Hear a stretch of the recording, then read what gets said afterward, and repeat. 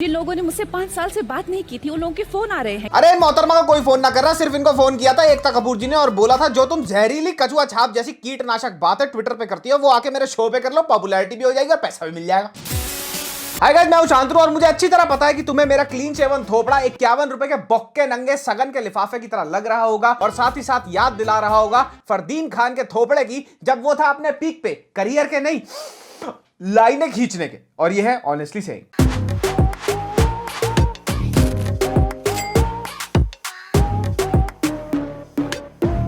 So guys, just when we thought कि big boss की तरह चुतियापे की चकाचौंध में जगमगाते हुए गंडमरे जुगनू जैसा कोई और शो नहीं हो सकता, तभी प्रकट हुई द अनडिस्प्यूटेड क्वीन ऑफ उल जलूल ट्रैश ट्वीटिंग। झूठ का सहारा लिया तो वो हालत कर दूंगी। The queen of ex boyfriend trolling. गला तो 6 उंगली वालों का भी सूख रहा है। And the cold blooded Russian killer of nepotism in Bollywood. मेरी जेल में नेपोटिज्म बिल्कुल नहीं चलेगा। नन अदर देन कंगना दिमाग से आउट। एकता इधर आ, ये कब तक 25 रुपए में सिंगाड़े के छिलके जैसी सॉफ्ट पॉर्न पिक्चरें बनाती रहेगी? मेरी बात मान, तू भी बदतमीज, मैं तेरे से डबल बदतमीज। अब हमारे को 13-14 जाहिल इकट्ठे करने हैं जो स्टे एट होम जाहिल हो और उनको एक पिंजरे के अंदर डाल देंगे। क्या मस्त शो बनेगा, बोल बनाएगी? बढ़िया आइडिया ना। And hence we have a show जिसको किसी ने नहीं मांगा था। हाँ भाई, लॉकअप को लेके एक्साइटेड हो? नहीं। तू लॉकअप देखेगा? नो। हाँ भाई, क्या लगता है लॉकअप बढ़िया होगा? है तो अगर तुम्हारा क्वेश्चन भी मेरे क्वेश्चन की तरह है कि what is the difference between Bigg Boss and Lock Upp, so after carefully analysing the physics and the chemistry of the biomechanics of the urethra in the cerebellum of this hairy anus like show, I have broken down this answer to a science. तो basically difference ये है कि जब ब्रेजर्स pawn बनाता है तो रात को सपनों में आके गाल सहलाती हैं परियां, और जब यही पॉन बनाता है ऑल्ट बालाजी, उल्लू और कुक्कू, तो रात को आती है खट्टी डकारे और तीखे पाद।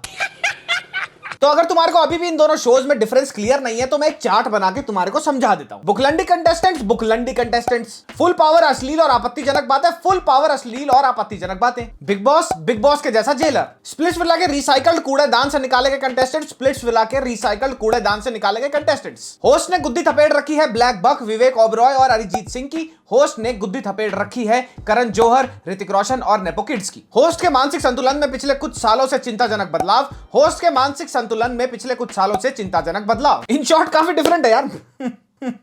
तो अभी तक तो सिर्फ मेरे को संदेह था, पर ये शो देखने के बाद एक बात तो मुझे बिल्कुल 100% कंफर्म हो गई है कि इन मोहतरमा के ऊपरी मालों के कमरे के सारे बल्बों के फ्यूज उड़ चुके हैं और नलों में भी लीकेज शुरू हो गई है। कभी इन्हें लगता है कि घबरा कर लोग इनको फोन कर रहे हैं। जिन लोगों ने मुझसे 5 साल से बात नहीं की थी उन लोगों के फोन आ रहे हैं। अरे कंट्रोवर्सी की चटकोरा शुक्र करो खुदा का कि तुम्हें कोई फोन कर रहा है। जिस हिसाब से तुम्हारी हरकतें हैं उस हिसाब से तुम्हारे को सोशल मीडिया पे बैन और व्हाट्सएप पे 2 साल के लिए म्यूट कर देना चाहिए। तभी इन मैडम को लगता है कि दुनिया हिल गई है इनका शो देख के। बाहर पूरी दुनिया हिल गई है। ये कंगना एक रियलिटी शो कर रही है। बाय गॉड, इस शो को देखने के बाद सिर्फ एक चीज हिलेगी और वो है तुम्हारा मानसिक संतुलन। लोग 5 उंगलियां मिलाकर हाथ जोड़ रहे हैं। हाथ तो हम भी जोड़ रहे हैं मालकिन, दवाई टाइम पर ले लिया करें। इस शो में कंगना का ओटीटी पे हगना देख के सिर्फ 2 ही लोग खुश हैं, पहली कंगना खुद और दूसरा ये क्रिंज इंटरव्यूज का सौदागर जो अपने आप को जर्नलिस्ट बोलता है।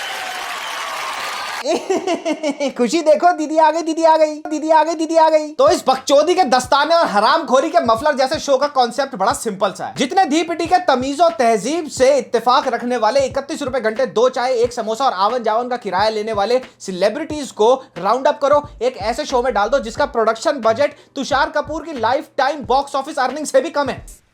तो इस बेरोजगार सेलिब्रिटी नीचता योजना में आपको देखने को मिलेंगे कुछ ऐसे कंटेस्टेंट्स जो अपने पर्सनैलिटी ट्रेट से बखूबी वाकिफ हैं। मैं इतना बेकार हूँ, निकम्मा हूँ, फिर भी आप मुझे टीवी में क्यों बुलाते हो? आश्चर्य तो मुझे इस बात का है। कुछ ऐसे सो कॉल्ड जर्नलिस्ट जो कहते हैं बेंचो गांड मारो शो की, ये बताओ पूनम पांडे कपड़े कब उतारेगी? और नमस्कार स्टेटमेंट के बारे में प्लीज बताइए। And as usual the classic staple of a reality shows menu, Splitsvilla से बेइज्जती में डॉक्टरेट हासिल करे हुए कुछ वॉनबी बुकलंडी फुकरे लौंडे। तुम्हें डर के आगे जीत है और जीत के आगे जितेंद्र जी है, आए चलो।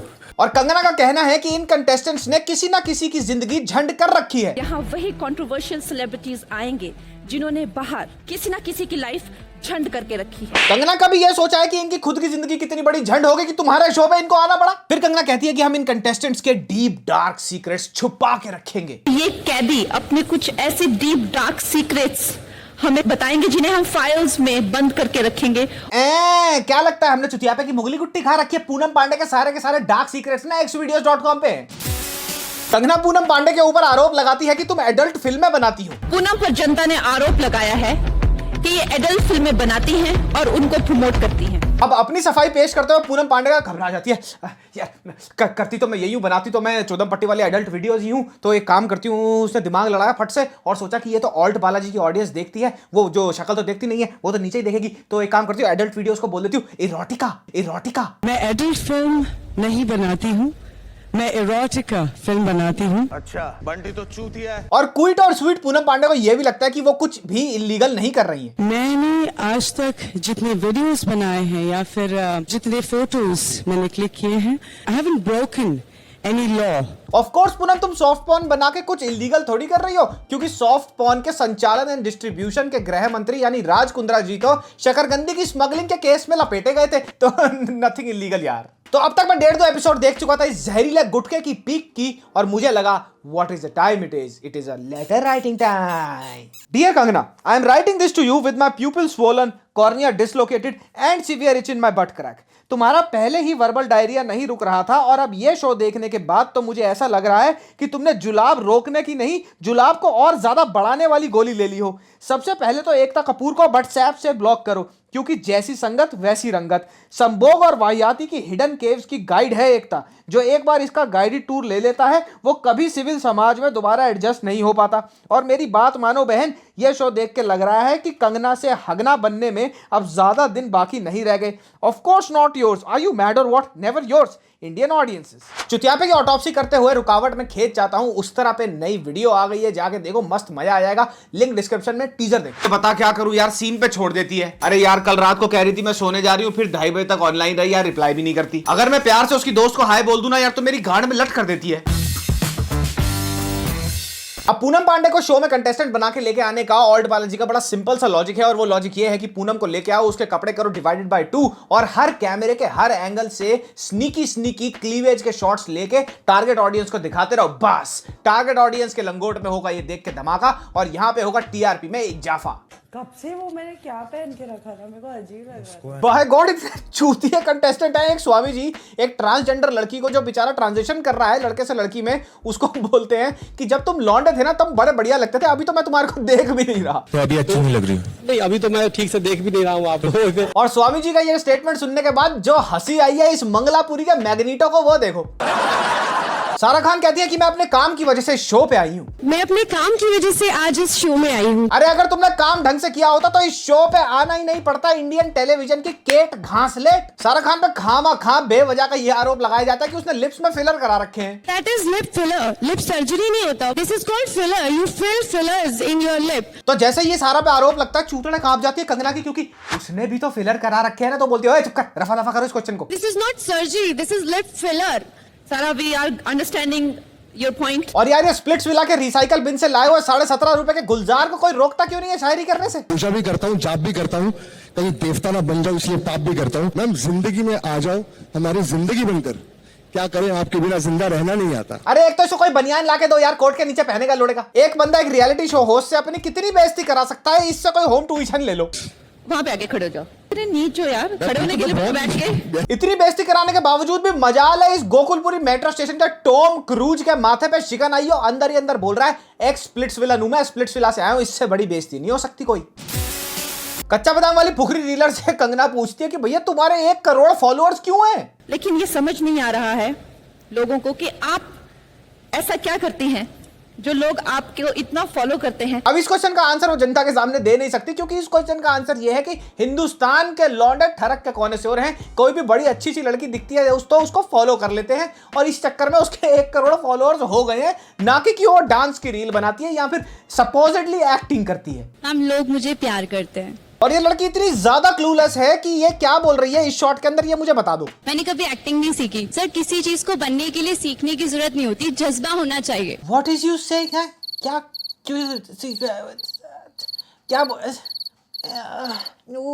क्या बोला?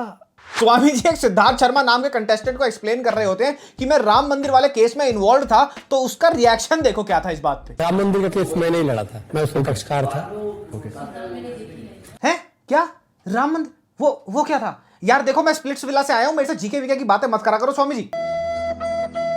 और बची कुछ कसर पूरी कर देती है पायल रोहतगी, जो भी मोहतरमा का नाम है। ये जमुना पार की किम कार का प्रदूषण, इसको हर चीज से दिक्कत है। पानी नहीं है, कॉफी नहीं है, सनलाइट नहीं है, हवा नहीं आ रही, एसी नहीं है, मेरे को जमीन पे नहीं सोना, मुझे ये नहीं करना, मुझे वो नहीं करना। फेक जेल में फेक नॉनसेंस मत करो, नॉनसेंस भी एक लिमिट तक करो।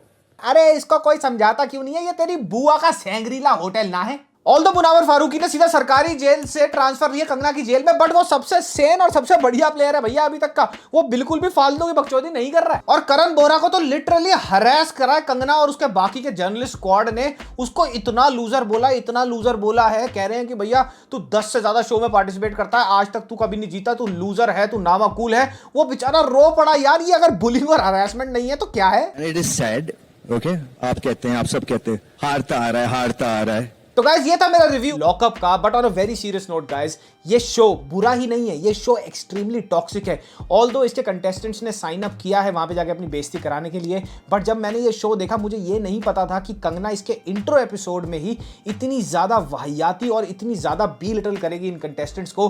करणवीर बोरा का आप देखना, वहां पे उसको इतना ज्यादा जमीन के नीचे दबा दिया, वो बेचारा रो पड़ा था। और साथ ही साथ मुनावर को लड़ा दिया सुनील पाल से, जहां पे सुनील पाल पूरा का पूरा आतंकवादी वाला एंगल निकाल लाया। फिर एक स्वामी को जो बिल्कुल ही एक धर्मोकर्मी आदमी है, उसको एक ट्रांसजेंडर के साथ जानबूझकर खड़ा कर दिया ताकि उल्टी सीधे बातें हों और मजाक उड़े उन चीजों का जिनके बारे में अब सोसाइटी फाइनली बातें करने लगी है।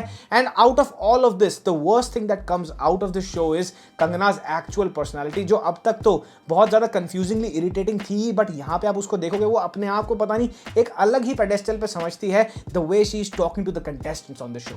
तो भैया मिलते हैं अगले हफ्ते। अगर ये वीडियो अच्छी लगी हो तो कमेंट्स में बता देना। अगर इसका पार्ट 2 चाहिए, मेरे को तो लगता है इसका पार्ट 2 बनना चाहिए, क्योंकि इसमें इतना सारा चुतियापा है कि पार्ट 2 मुझे बनाना ही पड़ेगा, नाना करते हुए भी। तो अगर तुम्हें चाहिए तो बता देना। तब तक के लिए मिलते हैं अगले हफ्ते। Bye bye.